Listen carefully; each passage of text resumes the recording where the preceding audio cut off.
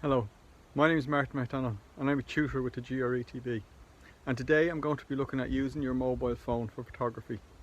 So why use your mobile phone for photography? Well, there's three good reasons really. The first one is of course that your phone is mobile. You can take it anywhere with you. You have it in your pocket or in your bag, and if you see a nice picture you can just take it no matter where you are. The second is it's a good gateway into photography. So it's a good way of finding out whether you like photography, and you can practice some of the basics of photography with your mobile phone and see if you enjoy it. So you don't need a lot of equipment. And that's the third reason. It's inexpensive. In fact, it's free. You don't need any equipment. You can just take out your mobile phone, you can start taking photographs, and that's it. And you've started with photography. So they're the three good reasons. It's mobile, it's inexpensive, and it's a good gateway into photography and seeing whether you like it or not. So now let's look at using your mobile phone for photography. So, taking photographs using your mobile phone. If you're going to do that, you either have one of two phones. You either have an Apple phone or you have an Android phone. This is an Apple 7 and this one is a Samsung Galaxy phone. Both of them really take equally good photographs. But to be honest, how good your camera is on your phone usually depends on how expensive the camera is. But having said that, both of these take really good photographs. So first of all, to find the camera on your phone, you'll see at the bottom of your phone there's usually a camera icon. That's the one on the Galaxy, and that's the one on the iPhone. So what you do is when you turn that on, you'll see there's a number of options, the top and bottom of the screen. And what I want you to do is become familiar with those options. The options include whether to take a photo, whether to take a video, whether to turn the flash on or off, a timer button, the shape of the photograph, whether it's going to be a panoramic photograph or a square one. So become familiar with these and play with them and see what you like using and get used to using them, because they'll come in very handy for photography, and being familiar with them will be really handy. One of the main things in all photography, not just using your camera phone, is the rule of thirds. And the rule of thirds is where you don't place an object in the center, where you place it to the left or the right, or nearer the top or nearer the bottom. And one of the things that helps you place your item in your photograph is a grid on your camera. And almost all camera phones have a grid in them.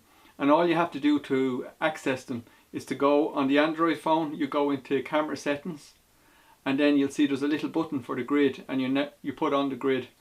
And on the iPhone you go into the phone settings, then you go into camera, and then when you go into camera you'll see there's also a button for the grid, and when you turn the grid on you'll get a 9 rectangle grid, and that'll just help you to place your subjects inside a photograph. And I'm going to show some photographs to show that. It's very handy for landscape photography, for photographing people and objects where you want to place them in a different position rather than just having them in the middle. So that's the first thing I'd advise you to do, is to put the grid on your phone. The next thing I'm going to talk about now is focusing with your camera phone and zooming in and out. In order to focus with your camera phone, you just have to tap where you want to focus, and the camera will automatically focus in on that point. And it's very handy to do that, especially if you're doing still life photography is a good one for that, where you can kind of get it to focus on different areas in the frame. Now with zooming in, normally with the camera, what you put your finger and your thumb and you move it back and forth and you're zooming in and out. Now for zooming, I'd recommend you only zoom in if you absolutely have to, and the reason is because when you zoom in you lose quality on your photograph. So in order to keep the quality, rather than zooming in, you should walk into your subject and get as close to the picture as you can without having to zoom in. So I'd only zoom in if I absolutely have to. The next thing I'm going to talk about is what accessories you might use with your camera in order to take better shots. And there's always the selfie stick, of course, for the mobile phone, but there's also tripods and one of these spring clips for holding your phone on the tripod, or indeed on the selfie clip. These will also work on a full-size tripod, and tripods are handy to take steady shots and to stop shake or anything like that. So tripod would be really handy, and these small ones, you can get ones with grips on them that grip the bars. So I'd recommend you getting one of them. Another thing you can get is you can actually get lenses that clip onto your camera, and this is one of them. What I'm going to do, I'll show you, is I'm going to clip this onto the back, and what you have is an extra lens on your camera.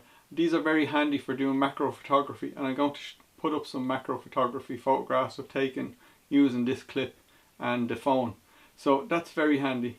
Now, one of those lenses wouldn't cost you any more than 20 euros, and you usually get a pack, but I'd only be interested in the macro one because that seems to be the one that works best with it for me.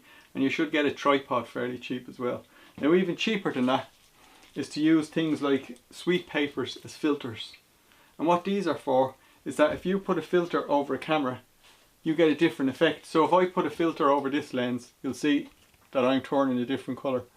And the same will happen when you take photographs with your camera, that you can change the effects. If I put a hole in a filter, I can do something like this, and you get a really kind of odd shot. So you can play with papers and filters and even plastic. Some people have even put cellophane plastic over and different types of plastic and create different effects. So a few little accessories can help you take some really nice and different photographs. So now we're just going to talk about general rules of photography that apply to all photography, not just camera phones, but it's also handy if you know these when taking pictures with your camera phones, because it just helps you take better shots. Now, we talked about the rule of thirds. That's a good one to follow and a good one to kind of think about when you're taking various different shots. The other one is there's one called negative space. And what negative space is, it's the space that's around me at the moment at the back. All the space where I'm not is the negative space. So if I move to the side a little bit, it kind of creates a bit of tension because you have a lot of space here, but I'm over here. But that means that it actually draws the eye to me. And you can do the same when you take pictures of objects. Don't just put them in the middle, put them to the side and create a lot of empty space beside them, and it can create nice photographs. The other thing is coming at taking different angles, shooting from different places, getting up on high or going down low, and you get some nice shots that way. And then to look out for things like patterns, like at the moment it's autumn, so you have a lot of leaves, so you get a lot of pattern shots, and get in nice and close to that and take some shots. To use, if you get that lens, get in with that macro lens and get some really nice abstract photographs using the leaves as well. It'd be quite nice. The other thing is leading lines. Now, leading lines is like train tracks going towards a train. That when you look at the train tracks, you follow the lines and it leads up to the train, and suddenly you're looking at the train. So that's a good trick to get people to look at various things, to have a line in your photograph leading to it. It works with fences or gates and things like that, or the road, following a road, and you have someone standing near the top of the road and it leads the eye up to it. Natural light is a good idea. If you have natural light coming in, you get some really nice photographs. Other than that, you'll have to produce some light to get some really clear photographs.